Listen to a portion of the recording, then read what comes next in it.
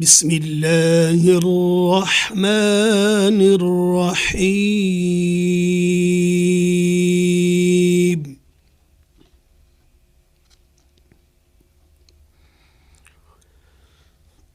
فلا صدق ولا صلى ولكن كذب وتولى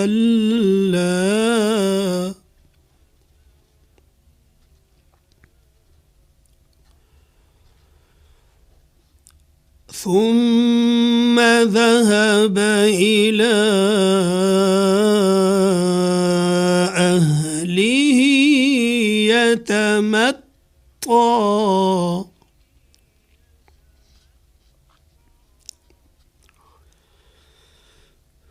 أولى لك فأولى ثم أولى لك فأولى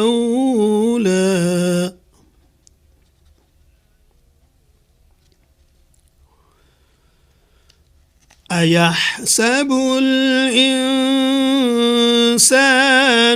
أن يترك سدى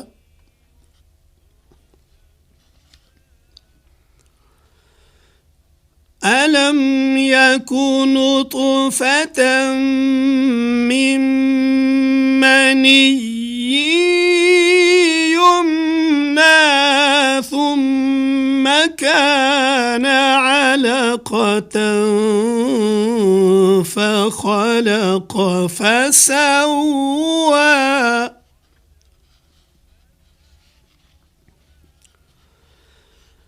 فجعل منه الزوجين الذكر والأنثى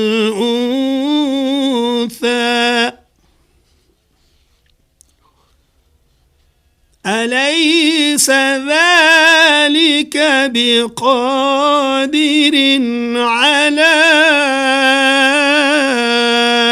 أن يحيي الموتى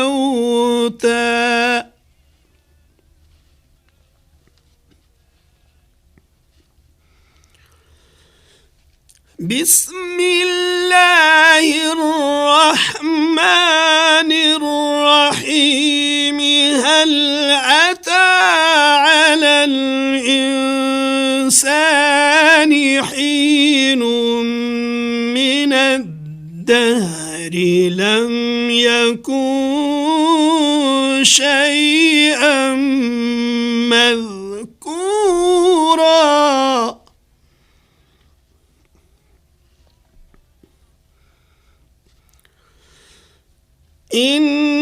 إنا خلقنا الإنسان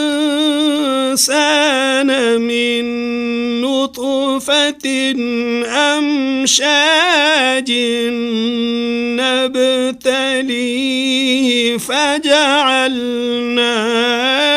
سميعا بصيرا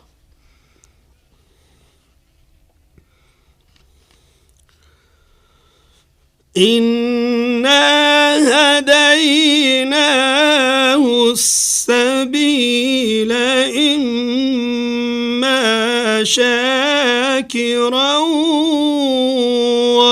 وإما كفورا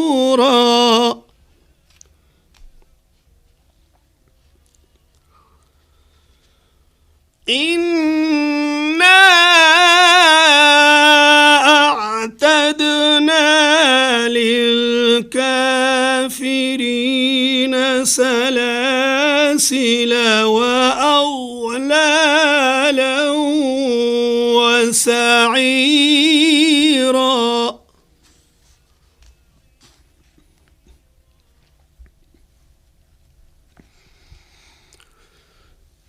إن الأبرار يشربون من كأس كان مزاجها كافورا عينا يشرب بها عباد الله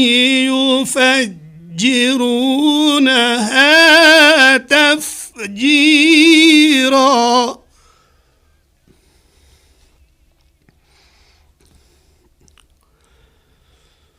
يوفون بالنذر ويخافون يوما كان شره مستطيرا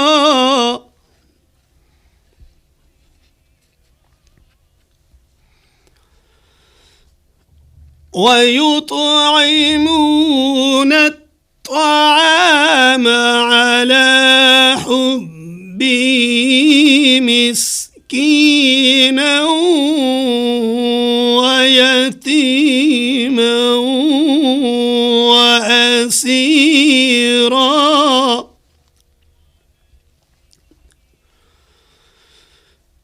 إنما نطعمكم لوجه الله لا نريد منكم جزاء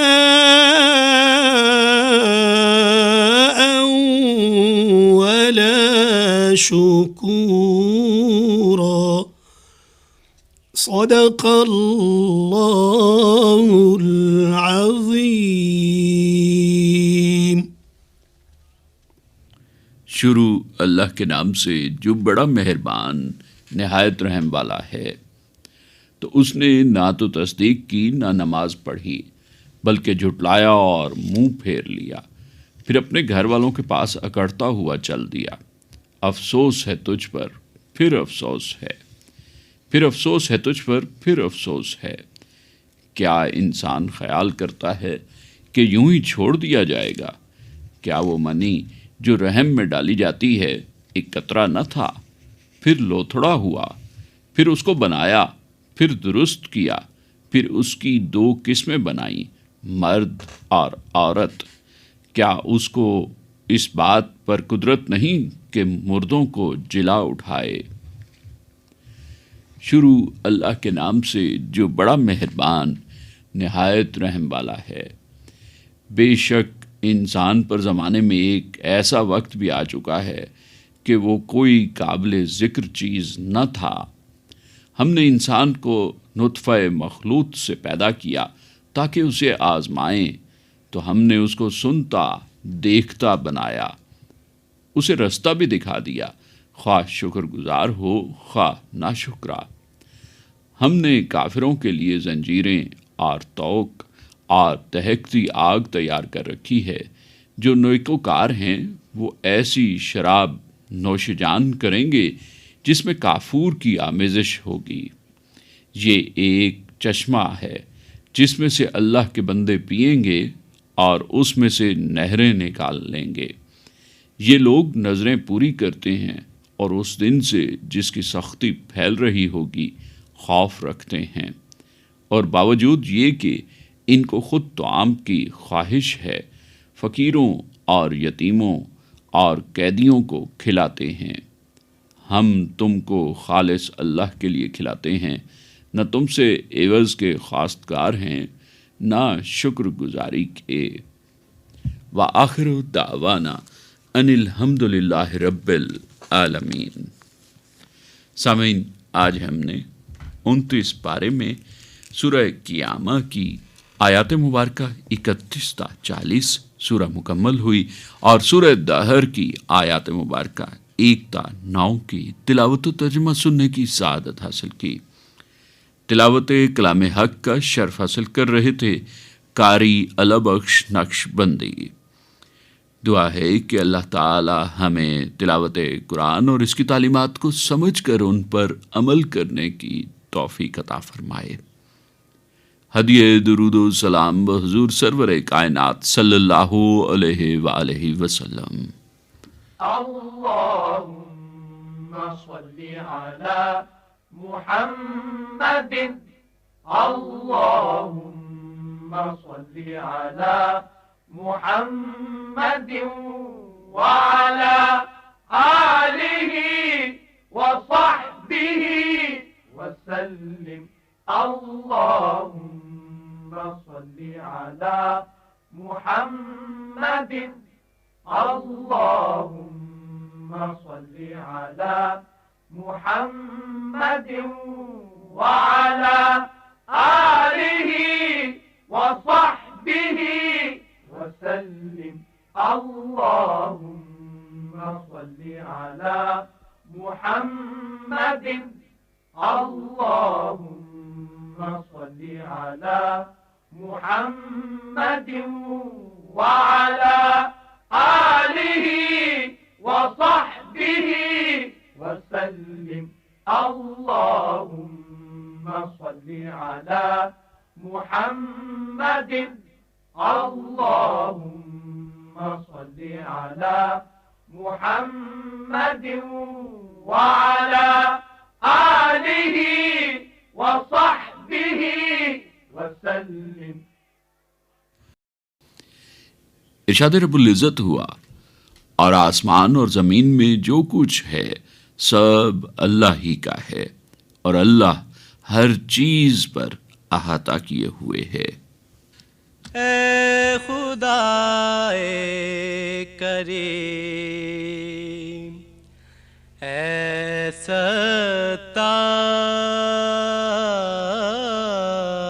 ستار کس سے ہو تیری نعمتوں کا شمار کسے ہو تیری نعمتوں کا شمار.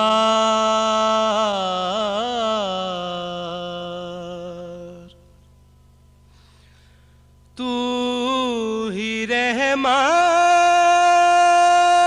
ہے رحیم ہے تو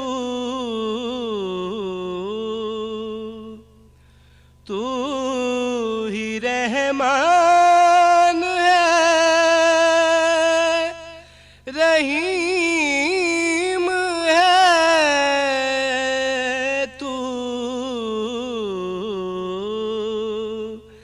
بے طلب دے جو وہ کریم ہے تو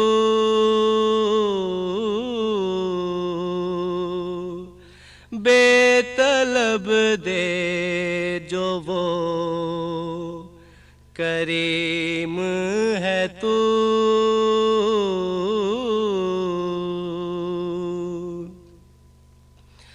حی و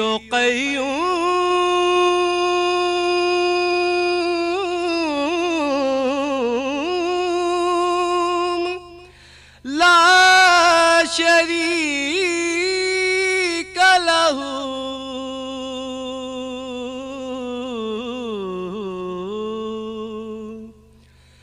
حی و قیوم لا شریک لہ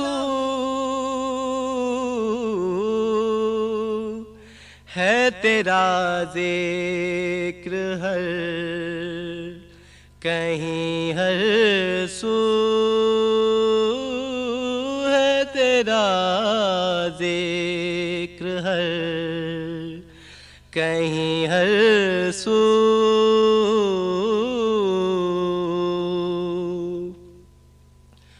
تو ہی معبود ہے تو ہی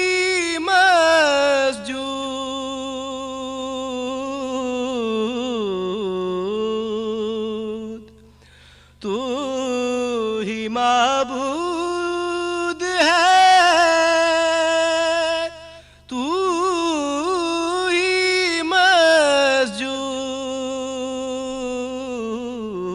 مسجود ہے تیری ذات پاک لامحدود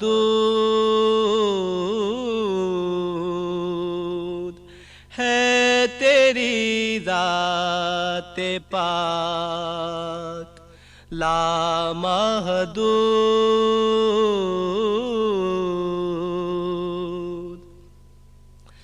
عشق خیر البشر عطا کر دے،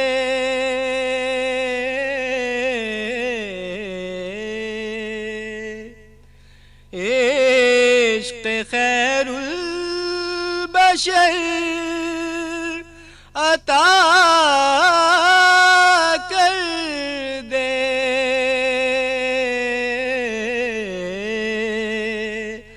دامن دل کو نور سے بھر دے، دامن دل کو نور سے بھر دے، اے خدائے کریم اے ستار، کسے ہو تیری نعمتوں کا شمار۔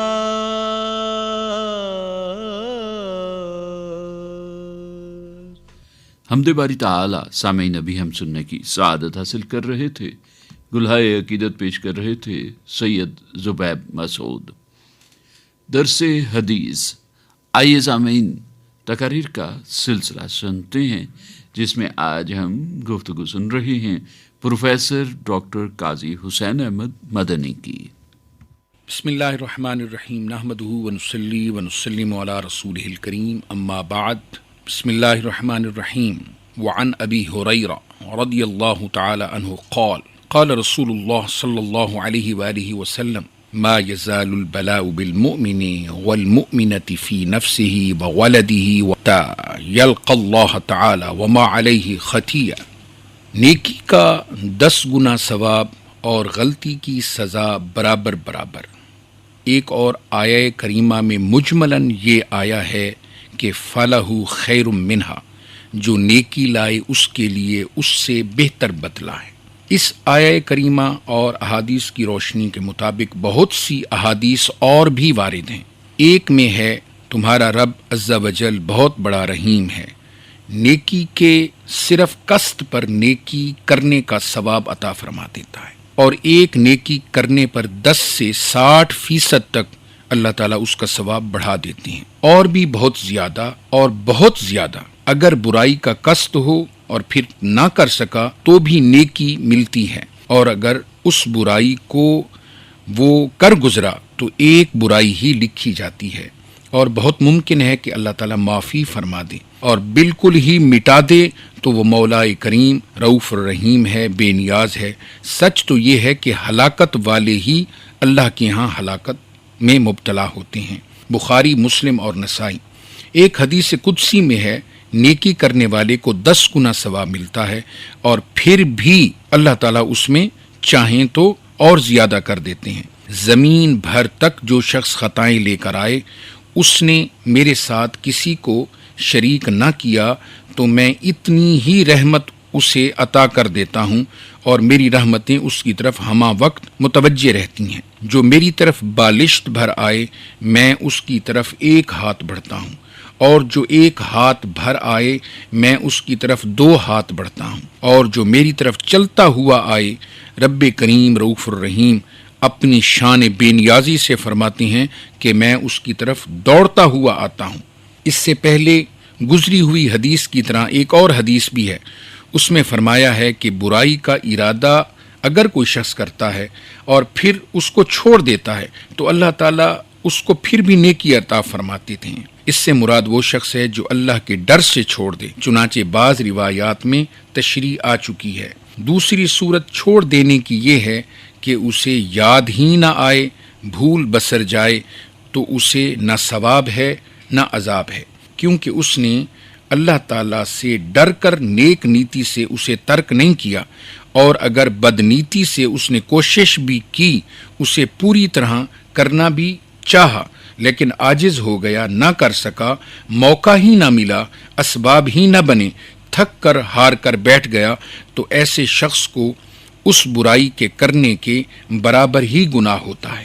حضور نبی کریم تاجدار مدینہ صلی اللہ علیہ وآلہ وسلم کا ارشاد ہے، لوگوں کے اعمال کی 4 قسمیں ہیں۔ بعض لوگ تو وہ ہیں جنہیں دنیا اور آخرت میں وسعت اور کشادگی دی جاتی ہے، بعض وہ ہیں جن پر دنیا میں کشادگی ہوتی ہے اور آخرت میں تنگی، بعض وہ ہیں جن پر دنیا میں تنگی رہتی ہے اور آخرت میں انہیں کشادگی ملے گی، بعض وہ ہیں جو دونوں جہان میں بخت سے محروم رہتے ہیں، یہاں بھی اور وہاں بھی بے آبرو ہو جاتے ہیں۔ اور اسی طرح اعمال کی 6 قسمیں ہیں۔ 2 قسمیں تو ثواب واجب کر دینے والی ہیں، ایک برابر کا، ایک 10 گنا اور ایک 700 گنا۔ واجب کر دینے والی 2 چیزیں وہ ہیں جو شخص اسلام و ایمان پر مرے، اللہ تعالیٰ کے ساتھ کسی کو شریک نہ ٹھہرائے، اس کے لیے جنت واجب ہو جاتی ہے، اور جو کفر پر مرے اس کے لیے جہنم واجب ہو جاتی ہے، اور جو نیکی کا ارادہ کرے گو کہ اس نے ابھی نیکی نہیں کی، اس کے لیے اللہ تعالیٰ اسے جانتا ہے اور اس کے دل نے اسے سمجھا، اس کی حرص، اور جو شخص برائی کا ارادہ کرے اس کے ذمہ گناہ نہیں لکھا جاتا، اور جو کر گزرے اسے ایک ہی گناہ ہوتا ہے اور وہ بڑھتا نہیں ہے، اور جو نیکی کا کام کرے 10 نیکیاں ملتی ہیں، اور جو راہ عز و جل میں خرچ کرے اسے 700 گنا اللہ تعالیٰ ثواب عطا فرماتے ہیں۔ اور یہ حدیث پاک ترمذی شریف میں موجود ہے۔ فرمان ہے کہ جمعہ میں آنے والے لوگ 3 طرح کے ہیں، ایک وہ جو وہاں لغو کرتا ہے، اس کے حصے میں تو وہی لغو ہے، ایک دعا کرتا ہے، اسے اگر اللہ چاہے دے اور اگر اللہ چاہے نہ دے، تیسرا وہ شخص ہے جو سکوت اور خاموشی کے ساتھ خطبے میں بیٹھتا ہے، کسی مسلمان کی گردن پھلانگ کر مسجد میں آگے نہیں بڑھتا، نہ کسی کو ایذا دیتا ہے، اس کا جمعہ اگلا جمعہ تک گناہوں سے کفارہ ہو جاتا ہے۔ اور سامعین محترم، یاد رکھیں کہ گناہ کبیرہ ہمیشہ سچی سچی معافی سے ہی تلف ہو جاتے ہیں، اور یہاں پر گناہ صغیرہ کا ذکر کیا جاتا ہے، بلکہ اور 3 دن تک کے گناہوں کا بھی اللہ تعالیٰ اسے معافی کا وعدہ دیتے ہیں۔ من جاء بالحسنہ فلہ عشر امثالھا ومن جاء بالسیئہ فلا یجزی الا مثلھا وہم لا یظلمون، جو نیکی کرے اسے 10 گنا اجر ملتا ہے۔ طبرانی شریف میں ہے کہ جمعہ تک بلکہ اور 3 دن تک کفارہ ہے، اس لیے کہ اللہ تعالیٰ کا فرمان ہے نیکی کرنے والے کو اس جیسی 10 نیکیوں کا ثواب ملتا ہے۔ اور فرماتے ہیں جو شخص ہر مہینے میں 3 روزے رکھے اسے سال بھر کے روزوں کا، یعنی تمام عمر سارا زمانہ روزے سے رہنے کا اللہ تعالیٰ ثواب عطا فرماتے ہیں۔ جناب سیدنا ابن مسعود اور سلف کی ایک جماعت سے منقول ہے، اس آیت میں حسنہ سے مراد کلمہ توحید ہے اور سیئہ سے مراد شرک ہے۔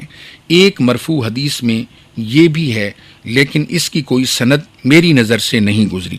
اس آیت کی تفسیر میں اور بھی بہت ساری احادیث وارد ہیں۔ اللہ تعالیٰ سے دعا ہے اللہ تعالیٰ ہمیں اسوہ کامل پر عمل کرنے کی توفیق عطا فرمائے۔ وآخر دعوانا ان الحمدللہ رب العالمین۔ درس حدیث تقاریر کا سلسلہ سامعین ابھی ہم سن رہے تھے، جس میں آج ہم نے گفتگو سنی پروفیسر ڈاکٹر قاضی حسین احمد مدنی کی۔ محمد کا لب پر جو نام آ گیا، محمد کا لب پر جو نام آ گیا، زباں پر درود و سلام آ گیا، زباں پر درود و سلام آ گیا، پڑا اکثر رخ تو سحر آ گئی، پڑا اکثر رخ تو سحر آ گئی، جوگے سو کھلے وقت شام آ گیا، محمد کا لب پر جو نام آ گیا، زباں پر درود و سلام آ گیا، جھکے کیوں نہ تعظیم کو دو جہاں، جھکے کیوں نہ تعظیم کو دو جہاں، کہ وہ لائق احترام آ گیا، محمد کا لب پر جو نام آ گیا، زباں پر درود و سلام آ گیا، وہ بزم نبوت پہ آیا شباب، وہ بزم نبوت پہ آیا شباب، وہ سب انبیاء کا امام آ گیا، محمد کا لب پر جو نام آ گیا، زباں پر درود و سلام آ گیا، جو پہنچوں مدینے تو یکتا کہوں، جو پہنچوں مدینے تو یکتا کہوں، میرا جذبہ شوق کام آ گیا، محمد کا لب پر جو نام آ گیا، محمد کا لب پر جو نام آ گیا، زباں پر درود و سلام آ گیا، زباں پر درود و سلام آ گیا۔ ہدیہ نعت وہ حضور سرور کائنات صلی اللہ علیہ وآلہ وسلم پیش کرنے کی سعادت حاصل کر رہے تھے ظفر علی اور ہم نوا۔ یہ نعتیہ کلام یکتا امروہوی کا تھا۔ روشنی۔ آئیے سامعین، اعلیٰ اخلاقی قدروں پر مبنی سلسلہ سنتے ہیں۔ آج کے روشنی کے اس سفر میں ہم گفتگو سن رہے ہیں مولانا محمد شریف ہزاروی کی۔ بسم اللہ الرحمن الرحیم، نحمدہ ونصلی علی رسولہ الکریم، اما بعد۔ ہماری شادی کو 7 سال گزر چکے تھے، لیکن ہمارے ہاں کوئی اولاد نہیں تھی۔ شگفتہ اور ہم دونوں اللہ کی مرضی پر شاکر تھے، لیکن جب کوئی خاتون اپنا بچہ لے کر ہمارے یہاں ملنے آتی تو شگفتہ کے چہرے پر اداسی کے آثار نظر آنے لگتے، اور میں اللہ تعالیٰ سے دعا کرتا، میرے مولا شگفتہ کو شگفتہ بنا دے۔ عجیب بات ہوئی، ایک دن میں اپنے افکار میں غرق کار چلا رہا تھا، ایک ٹریفک اشارے پر کار رکی تو اچانک ایک پھیلا ہوا ہاتھ میرے سامنے آیا اور ساتھ ہی کانوں میں یہ آواز پڑی، بابا کل سے بھوکا ہوں، 1 ریال دے دو تاکہ میں کچھ کھا لوں۔ میں اس اچانک 2 طرفہ حملے سے گھبرا گیا اور آنکھ اٹھا کر کھڑکی سے باہر نظر ڈالی تو 8 سے 10 سال کا نہایت خوبصورت بچہ ہاتھ پھیلائے ہوئے کھڑا تھا۔ اس کے آنکھوں میں آنسو تیر رہے تھے۔ میں نے اس پر ایک سوال ڈالا، تمہارا باپ کون ہے؟ اس نے جواب دیا آپ۔ میں ڈرائیور کی سیٹ پر اچھل پڑا کہ یہ بچہ مجھے اپنا باپ کہہ رہا ہے۔ میں نے 10 ریال کا نوٹ نکال کر اس کو دیا۔ وہ خوشی سے پاگل ہو گیا۔ 10 ریال 10 ریال چیختا ہوا پیچھے کی طرف بھاگ گیا۔ میں نے سوچا اس نے سچ کہا ہے، وہ میری ہی قوم کا بچہ تو ہے۔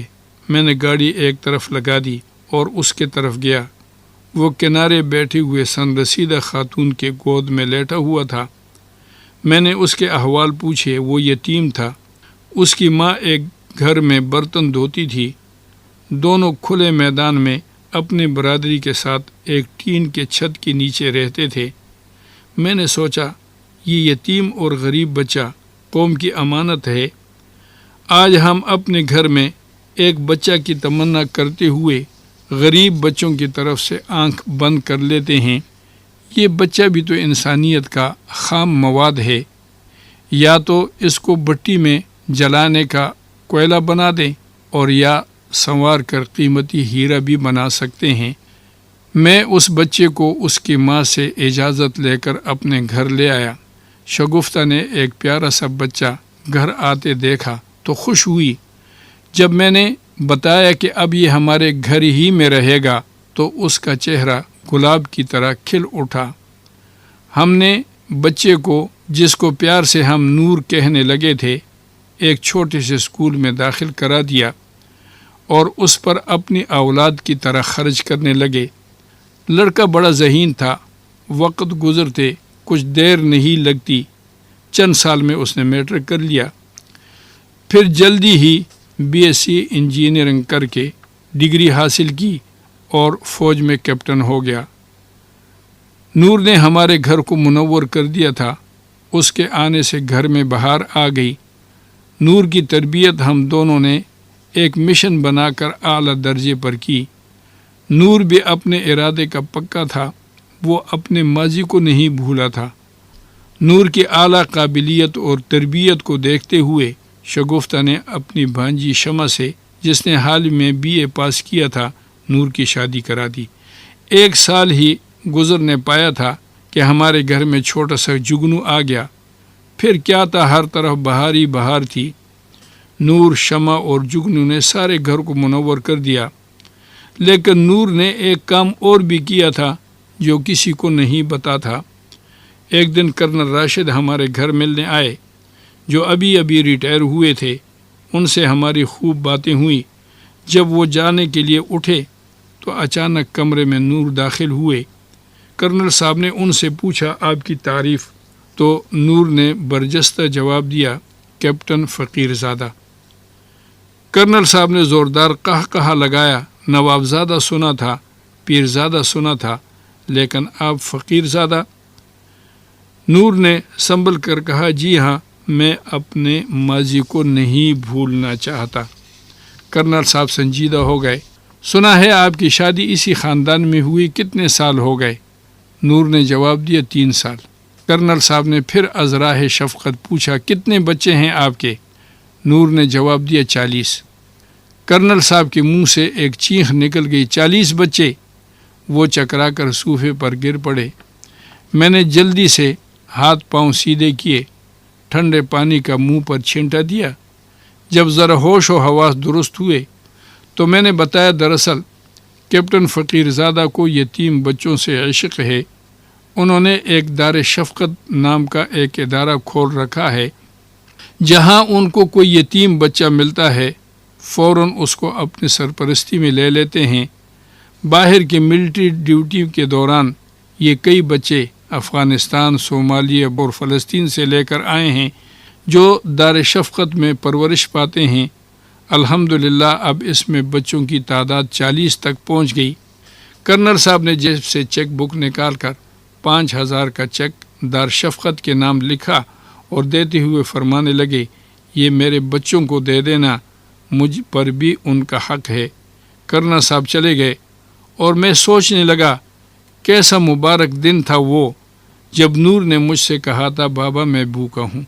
آج بھی کتنے معصوم بچے جو کل کے انجینئر اور ڈاکٹر بن سکتے ہیں، چوراہوں پر کھڑے ہو کر کہتے ہیں، بابا میں بھوکا ہوں۔ اور ہماری بے شمار دولت مغرب کے ہوٹلوں میں شراب اور کباب اڑانے میں صرف رہتی ہے، کیا اللہ تعالی ہم سے اس کا حساب نہیں لے گا؟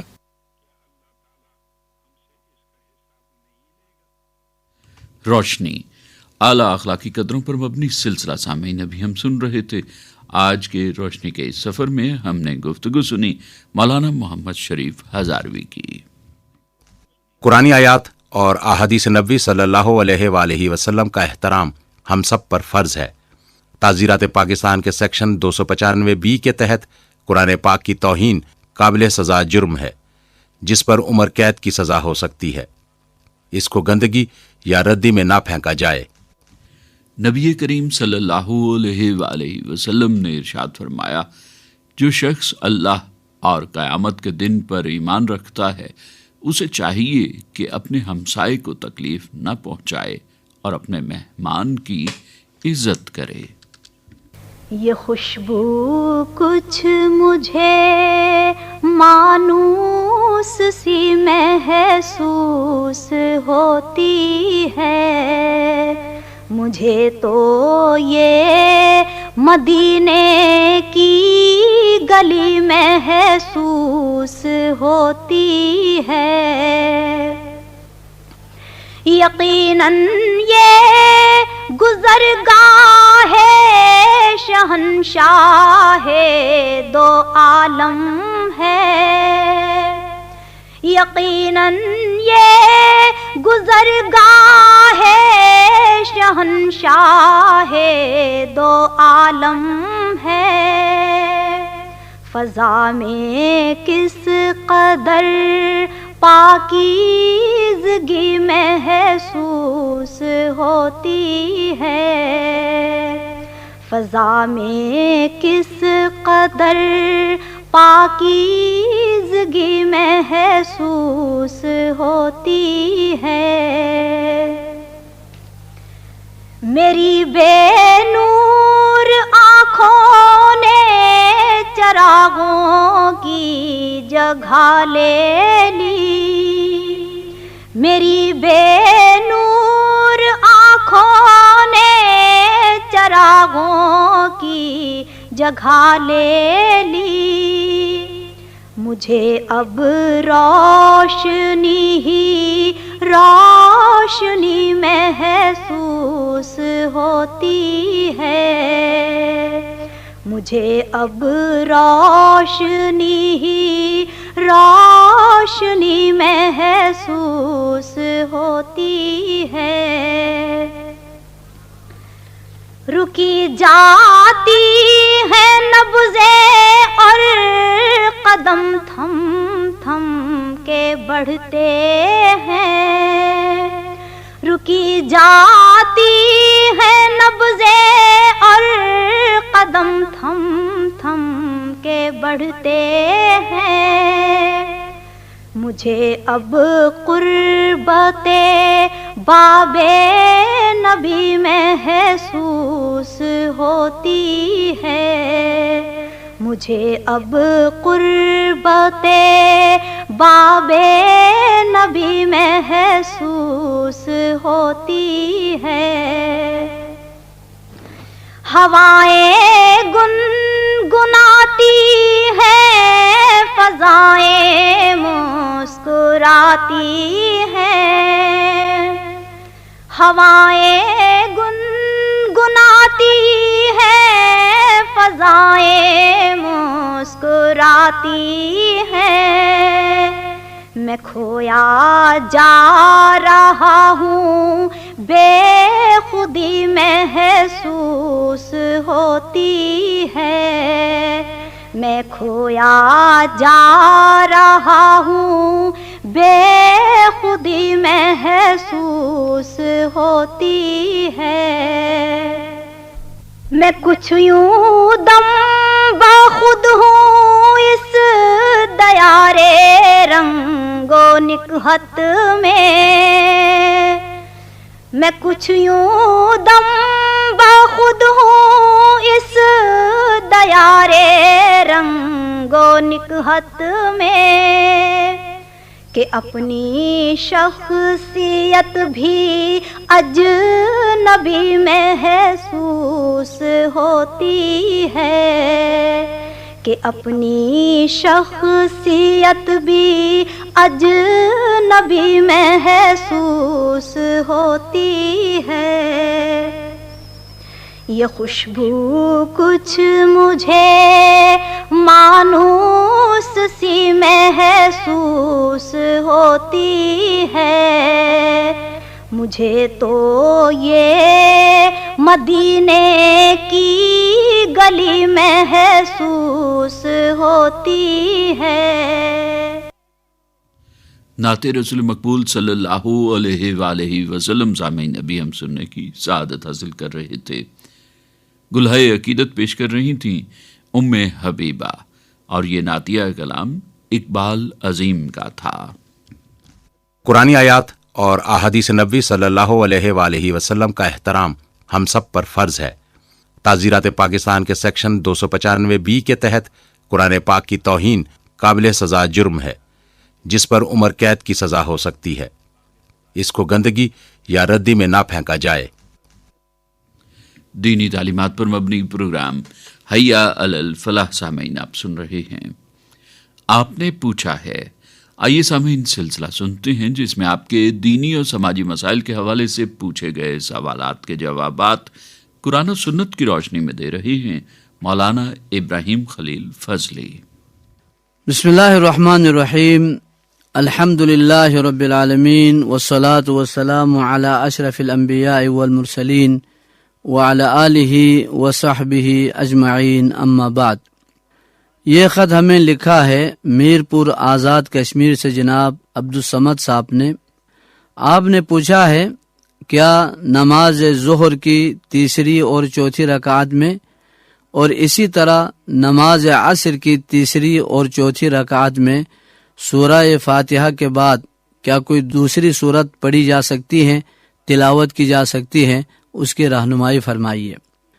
اس مسئلے میں رسول اللہ صلی اللہ علیہ وسلم کا زیادہ تر عمل اور سنت یہی ہے کہ پہلی 2 رکعتوں میں سورہ فاتحہ اور کوئی سورت، اور آخری 2 رکعتوں میں یا مغرب کی تیسری رکعت میں صرف سورہ فاتحہ پڑھی جائے۔ چنانچہ صحیح بخاری اور صحیح مسلم میں حضرت ابو قتادہ رضی اللہ تعالی عنہ سے روایت ہے کہ اللہ کے نبی علیہ السلام ظہر کی پہلی 2 رکعتوں میں سورہ فاتحہ اور 2 سورتیں پڑھتے، یعنی ہر رکعت میں سورہ فاتحہ کے ساتھ ایک سورت، اور آخری 2 رکعتوں میں رسول اللہ صلی اللہ علیہ وسلم صرف سورہ فاتحہ تلاوت فرماتے۔ یہ آپ علیہ السلام کا عمومی عمل ہے اور اکثر عمل آپ کا اسی پر تھا۔ تاہم بعض احادیث سے یہ بھی ثابت ہوتا ہے کہ آپ صلی اللہ علیہ وسلم بس اوقات کبھی کبھار آخری رکعات میں بھی سورہ فاتحہ کے علاوہ کچھ قراءت کر لیا کرتے تھے۔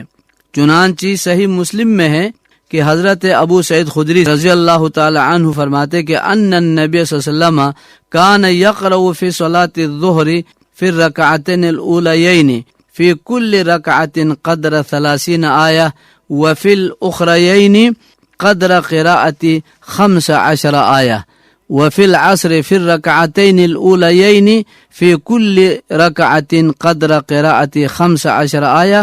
حضرت ابو سعید خدری رضی اللہ تعالی عنہ کا بیان ہے کہ رسول اللہ صلی اللہ علیہ وسلم ظہر کی پہلی 2 رکعتوں میں سے ہر ایک میں 30 آیات کے بقدر قراءت کرتے تھے، اور آخری 2 رکعتوں میں سے ہر ایک رکعت میں 15 آیات کے، اور عصر کی نماز کی پہلی 2 رکعتوں میں سے ہر رکعت میں 15 آیات کے بقدر قراءت کرتے تھے، اور آخری رکعتوں میں سے ہر ایک رکعت میں اس سے نصف آپ علیہ السلام تلاوت کرتے تھے۔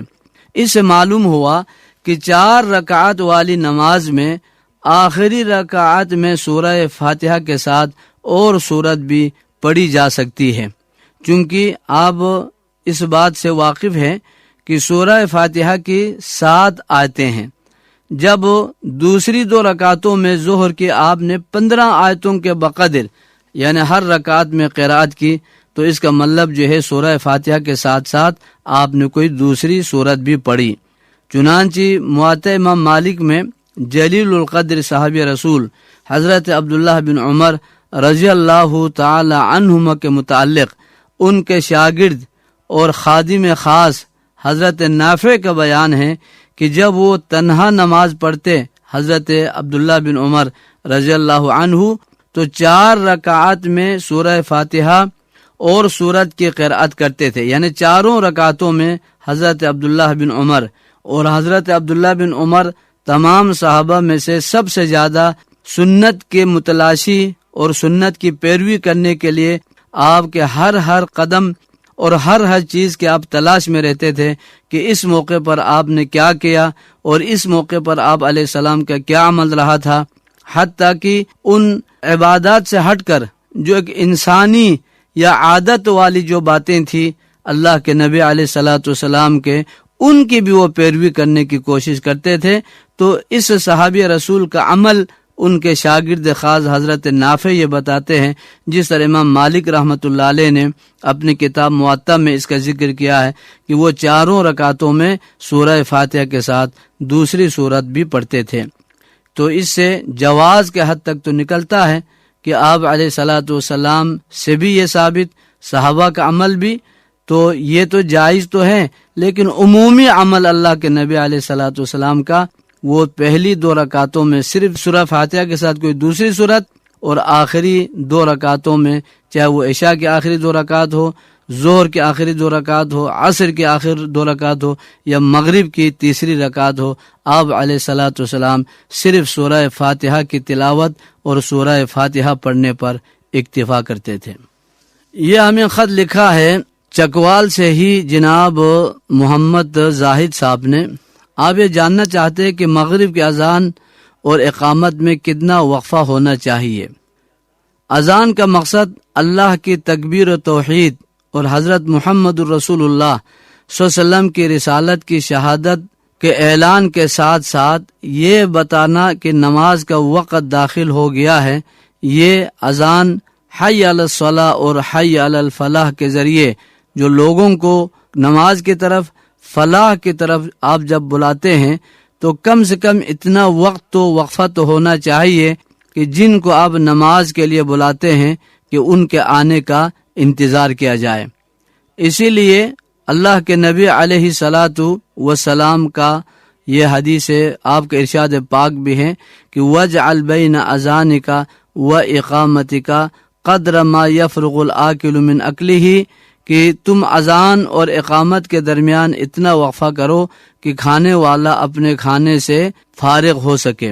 اسی طرح صحیح مسلم میں حضرت عبداللہ بن ابی اوفا رضی اللہ تعالی عنہ سے روایت ہے کہ رسول اللہ صلی اللہ علیہ وسلم نے ارشاد فرمایا کہ بین کل اذانین صلاۃ لمن شاء، ہر 2 اذانوں یعنی اذان اور اقامت کے درمیان نماز ہے جو اسے پڑھنا چاہے۔ اس لیے اگر نماز مغرب کے بعد اگر کوئی نفل نماز پڑھنا اگر نہیں چاہتا تو نہ پڑھے، لیکن اتنا وقفہ ضرور کرے کہ آپ اذان دینے کے بعد کوئی شخص وضو کر کے جماعت میں شریک ہو سکے، کیونکہ جب آپ ان کو بلا رہے ہیں کہ حی علی الصلاۃ اور حی علی الفلاح، تو جن کو نماز کے لیے بلایا جا رہا ہے ان کے آنے تک تھوڑا سا وقفہ ہونا چاہیے۔ اللہ ہمیں سنت کے مطابق عمل کی توفیق عطا فرمائے۔ آپ نے پوچھا ہے سلسلہ سامعین ابھی ہم سن رہے تھے جس میں آپ کے دینی اور سماجی مسائل کے حوالے سے پوچھے گئے سوالات کے جوابات قرآن و سنت کی روشنی میں دے رہے تھے مولانا ابراہیم خلیل فضلی۔ سامعین، آپ اپنے دینی و سماجی مسائل کا حل جان سکتے ہیں۔ اس کے لیے آپ اپنے سوالات بذریعہ خط ہم تک بھیجیے۔ خط لکھنے کے لیے ہمارا پتہ ہے انچارج پروگرام حیا علی الفلاح، معرفت اسٹیشن ڈائریکٹر، ریڈیو پاکستان، اسلام آباد۔ قرآنی آیات اور احادیث نبوی صلی اللہ علیہ وآلہ وسلم کا احترام ہم سب پر فرض ہے۔ تعزیرات پاکستان کے سیکشن 295B کے تحت قرآن پاک کی توہین قابل سزا جرم ہے، جس پر عمر قید کی سزا ہو سکتی ہے۔ اس کو گندگی یا ردی میں نہ پھینکا جائے۔ دینی تعلیمات پر مبنی پروگرام حیا علی الفلاح سامعین آپ سن رہے ہیں قرآن حکیم اور ہماری زندگی. آئیے سامعین سلسلہ سنتے ہیں جس میں آج ہم سورہ انعام کی آیات مبارکہ 104 اور 105 میں بیان مضامین کے حوالے سے گفتگو سن رہے ہیں. مقرر ہیں قاری ارشد یامین. نحمدہ و نصلی علی رسولہ الکریم. اما بعد فاعوذ باللہ من الشیطان الرجیم. بسم اللہ الرحمن الرحیم. آج کا پروگرام قرآن حکیم اور ہماری زندگی سورۃ الانعام کی 2 آیت نمبر 104 اور 105 پر مشتمل ہے. پہلے آپ تلاوت اور ترجمہ سماعت فرمائیے، بعد میں انشاءاللہ تعالی ان آیات کی کچھ تشریح کی جائے گی. اعوذ باللہ من الشیطان الرجیم. بسم اللہ الرحمن الرحیم. قد جاءکم بصائر من ربکم فمن ابصر فلنفسه ومن عمی فعلیها وما انا علیکم بحفیظ وکذالک نصرف الآیات ولیقولوا درست ولنبینہ لقوم یعلمون. صدق اللہ العظیم و صدق رسولہ النبی الکریم. ان آیات کریمہ کا ترجمہ یہ ہے. اور بلا شبہ تمہارے پاس تمہارے رب کی جانب سے حق بینی کے ذرائع پہنچ چکے ہیں. سو جو شخص دیکھ لے گا وہ اپنا فائدہ کرے گا، اور جو شخص اندھا رہے گا وہ اپنا نقصان کرے گا. اور میں تمہارا نگران نہیں ہوں. اور ہم اس طور پر دلائل کو مختلف پہلوؤں سے بیان کرتے ہیں تاکہ آپ سب کو پہنچا دیں، اور تاکہ یہ یوں کہیں کہ آپ نے کسی سے پڑھ لیا ہے، اور تاکہ ہم دانش مندوں کے لیے خوب ظاہر کر دیں. صدق اللہ العظیم و صدق رسولہ النبی الکریم.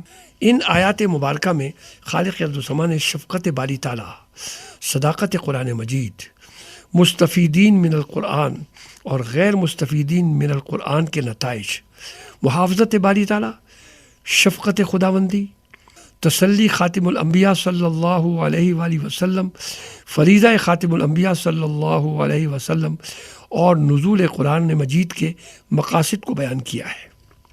خالق ارض و سما نے یوں ارشاد فرمایا، قد جاءکم بصائر من ربکم، بلا شبہ تمہارے پاس تمہارے رب کی جانب سے حق بینی کے ذرائع پہنچ چکے ہیں. خالق ارض و سما نے اپنی ذات کو چھپا لیا، وہ ہمیں دکھائی نہیں دیتا، مگر اس کے بصیرت افروز دلائل اور نشانات ہمارے سامنے ہیں. وہ دلائل اس قدر واضح ہیں کہ جو شخص آنکھ کھول کر دیکھے گا اس کو پالے گا. ارشاد باری تعالیٰ ہے، کیف تکفرون باللہ وکنتم امواتا فاحیاکم ثم یمیتکم ثم یحییکم ثم الیہ ترجعون. بھلا کیوں کر تم اللہ تعالیٰ کا انکار کر سکتے ہو؟ تم محض بے جان تھے، پس اس نے تم کو جاندار کیا، پھر تم کو موت دے گا، پھر زندہ کرے گا، پھر تم قیامت کے دن اسی کے پاس لوٹائے جاؤ گے. تم خالق ارض و سما کا کس طرح انکار کر سکتے ہو، حالانکہ تمہارا اپنا وجود اس بات کا گواہ ہے. اس نے تم کو بے جان سے جاندار بنا دیا. اپنے وجود پر ذرا غور کرو. ارشاد باری تعالیٰ ہے، لقد خلقنا الانسان فی احسن تقویم، بے شک ہم نے انسان کو بہت خوبصورت سانچے میں ڈھالا ہے. فی ای صورت ما شاء رکبک، جس صورت میں چاہا تجھ کو ترتیب دے دیا. اسی طرح دنیا میں تقریباً 8.5 یا 9 ارب انسان موجود ہے. کسی 2 آدمیوں کی شکل و صورت ملتی نہیں. کتنی صورتیں بنا سکتا ہے. اس نے ہر ایک کو الگ الگ صورت عطا فرمائی. 2 بہنیں 2 بھائیوں کی شکلیں نہیں ملتی، حالانکہ ماں باپ ایک ہے. آنکھ ناک کان کا ایک ہی کام ہے، مگر اس کی قدرت پر غور کیجیے. ہر ایک کی شکل و صورت دوسرے سے مختلف ہے. اسی طرح ہر شخص کے انگوٹھوں کے دائرے مختلف ہیں. ہر شخص کی آواز دوسرے سے مختلف ہے.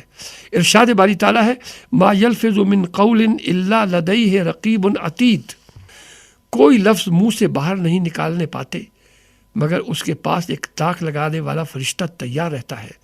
سائنس کی زبان میں ہر آواز کو ایک فولڈر عطا کیا جاتا ہے. اسی لیے جب ہم پاکستان سے سعودی عرب بات کرتے ہیں تو موبائل میں کس قدر فون ہوتے ہوں گے. تمام آوازیں مکس نہیں ہوتی. تو معلوم ہوا کہ اب تک جتنی آوازیں دنیا میں پیدا ہوئیں وہ سب محفوظ ہے۔ سائنسدان ایک ایسا آلہ بنانے کی کوشش کر رہے ہیں جس سے ان آوازوں کو کیچ کیا جا سکے۔ یہ تمام نشانات اور دلائل واضح ہیں، ہر شخص کو نظر آ رہے ہیں۔ تو جس شخص نے ان دلائل و براہین سے استفادہ نہیں کیا، اندھا بنا رہا، اس نے اپنا ہی نقصان کیا۔ خالق ارض و سما کے ذمے نہیں کہ وہ کسی کو ان دلائل براہین کے دیکھنے پر مجبور کرے۔ ہم اسی طرح دلائل کو مختلف پہلوؤں سے بیان کرتے رہتے ہیں تاکہ آپ ان لوگوں تک پہنچا دیں۔ استعداد اور احوال کے اعتبار سے یہ لوگ دو گروہوں کی شکل اختیار کر لیں گے۔ ضدی اور بدفہم لوگ یہ کہیں گے کہ ایسے علوم و معارف اور مؤثر مضامین ایک امی سے کیسے بن پڑے۔ سمجھدار اور انصاف پسند لوگوں پر حق واضح ہو جائے گا، شیطانی شکوک و شبہات زائل ہو جائیں گے۔ آئیے مل کر خالق ارض و سما سے دعا کریں کہ وہ ہمیں قرآن مجید پڑھنے، سمجھنے اور اس پر پورے طریقے سے عمل کرنے کی توفیق عطا فرمائے۔ وآخر الدعوانا ان الحمد للہ رب العالمین۔ قرآن حکیم اور ہماری زندگی سلسلہ سامعین ابھی ہم سن رہے تھے، جس میں آج ہم نے سورہ انعام کی آیات مبارکہ 104 اور 105 میں بیان مضامین کے حوالے سے قاری ارشد یامین کی گفتگو سنی۔ وہ کیسا سما ہوگا، کیسی وہ گھڑی ہوگی، وہ کیسا سما ہوگا، کیسی وہ گھڑی ہوگی، جب پہلی نظر ان کے روضے پہ پڑی ہوگی، جب پہلی نظر ان کے روضے پہ پڑی ہوگی، وہ کیسا سما ہوگا، کیسی وہ گھڑی ہوگی، یہ کوچائے جانا ہے، آہستہ قدم رکھنا، یہ کوچائے جانا ہے، آہستہ قدم رکھنا، ہر جا پہ ملائک کی بارات کھڑی ہوگی، ہر جا پہ ملائک کی بارات کھڑی ہوگی، وہ کیسا سما ہوگا، کیسی وہ گھڑی ہوگی، کیا سامنے جا کے ہم حال اپنا سنائیں گے، کیا سامنے جا کے ہم حال اپنا سنائیں گے، سرکار کا در ہوگا، اشکوں کی جھڑی ہوگی، سرکار کا در ہوگا، اشکوں کی جھڑی ہوگی، وہ کیسا سما ہوگا، کیسی وہ گھڑی ہوگی، کچھ ہاتھ نہ آئے گا آقا سے جدا رہ کر، کچھ ہاتھ نہ آئے گا آقا سے جدا رہ کر، سرکار کی نسبت سے توقیر بڑی ہوگی، سرکار کی نسبت سے توقیر بڑی ہوگی، وہ کیسا سما ہوگا، کیسی وہ گھڑی ہوگی، وہ شیشہ دل غم سے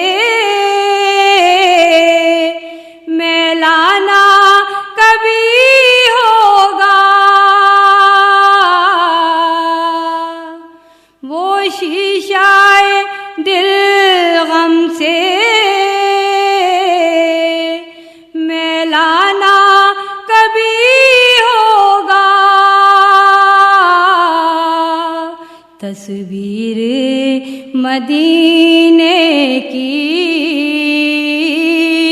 جس دل میں جڑی ہوگی، تصویر مدینے کی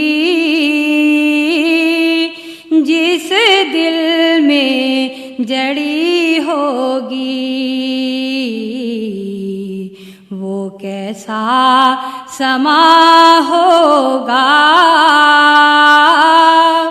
کیسی وہ گھڑی ہوگی، جب پہلی نظر ان کے روضے پہ پڑی ہوگی، وہ کیسا سما ہوگا، کیسی وہ گھڑی ہوگی،